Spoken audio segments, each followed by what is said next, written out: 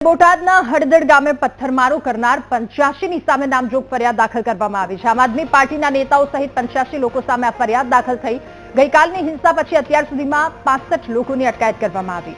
બોટાદ પોલીસે 50 જેટલા વાહનો પણ ડિટેઇન કર્યા છે। ત્યારે હિંસા માટે આમ આદમી પાર્ટી, તેના રાજુ કપરાડા અને પ્રવીણ રામ મુખ્ય આરોપી છે। સુરેન્દ્રનગર, બોટાદ, જૂનાગઢ સહિતના ગામોમાંથી આવેલા કાર્યકરો વિરુદ્ધ પણ એફઆઈઆર નોંધાઈ છે। ત્યારે અરાજકતા ફેલાવનારા વિરુદ્ધ એફઆઈઆર નોંધાઈ। 85ના ટોળાની સામે નામજોગ ફરિયાદ દાખલ કરવામાં આવી। રાજુ કપરાડા અને પ્રવીણ રામ મુખ્ય આરોપી, આ સાથે કેટલાય લોકોનું નામ પણ શામેલ છે।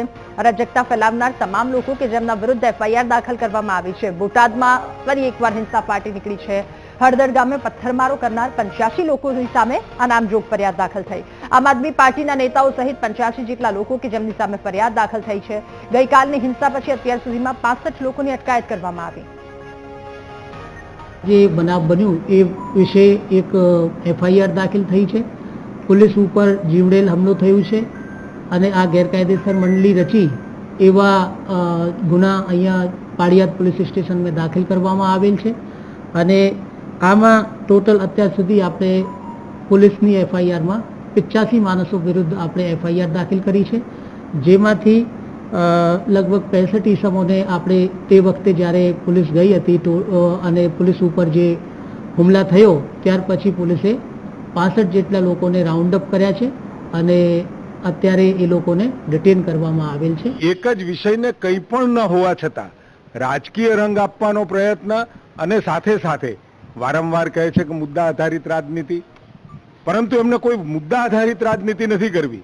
ખેડૂતનો વિષય છે તો ખેડૂત માટે આદરણીય પ્રધાનમંત્રી મોદી સાહેબે જ્યારે અહીંયા મુખ્યમંત્રી હતા ત્યારે સૌરાષ્ટ્ર માટે, કચ્છ માટે, ઉત્તર ગુજરાત માટે 1-1 મિલિયન એકર ફીટની પાણીની જે વહેંચણી હતી એ પૂરતા પ્રમાણમાં એ પાણી મળે એના માટેની વ્યવસ્થાઓ કરી। સૌની યોજનાઓ દ્વારા તળાવો ભરવા, ચેક ડેમ્સ ભરવા, ઉત્તર ગુજરાત માટે પણ એ પ્રકારની વ્યવસ્થા અને કચ્છ સુધી પાણી પહોંચાડ્યું। ડાર્ક ઝોન હતો તો ડાર્ક ઝોનની અંદર જે વ્યવસ્થાઓ થઈ, પાણીના તળ ઊંચા આવતા જેટલા જોઈએ એટલા ખેડૂતોને એગ્રીકલ્ચર કનેક્શન આપવાનું નક્કી કર્યું। સતત એક ધારો ખેતીના કનેક્શનમાં જે સબસિડાઇઝ રેટ છે આ છેલ્લા 25 વર્ષની અંદર એક કાણી પાઈનો વધારો નથી કર્યો, એ ખેડૂતો માટે નથી કર્યો। અને જે કનેક્શન જે પણ કોઈ ખેડૂત કૂવાનું માગે, બોરનું માગે કે કોઈ પણ પ્રકારના કનેક્શન માગે તો ક્વોલિટી વીજળી સહિત તાત્કાલિક એ કનેક્શન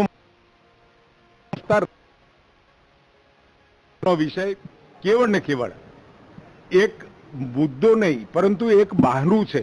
અને ત્યાં લાઠીદળના સરપંચે પણ કહેવું પડ્યું કે જ્યાં આગળ એ આખો બનાવ બન્યો ત્યાં લાઠીદળના કોઈ પ્રોપર માણસો નહોતા, પરંતુ બહારથી આવેલા માણસો, ભાજપ અને પોલીસ અસામાજિક તત્વો લઈ અને આ તોફાનો કરાવ્યા છે।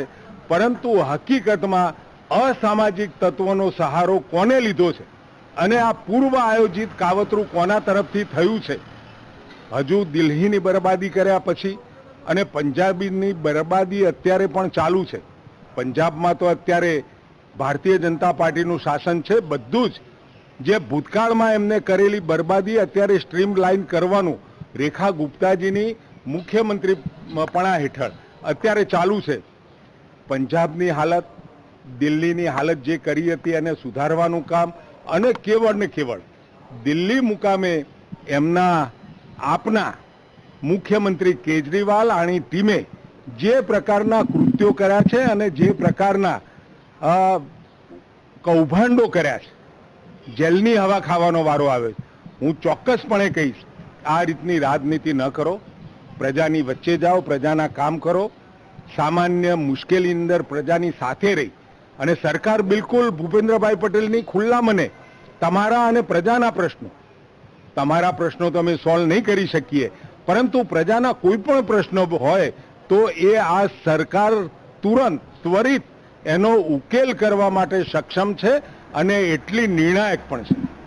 કપ સિરપના સંદર્ભમાં એક તપાસની સૂચના હતી, એમાં કઈ આગળ? કપ સિરપમાં અત્યારે જે આપણે રિકોલ કરેલી છે એ પ્રક્રિયા અત્યારે હાલ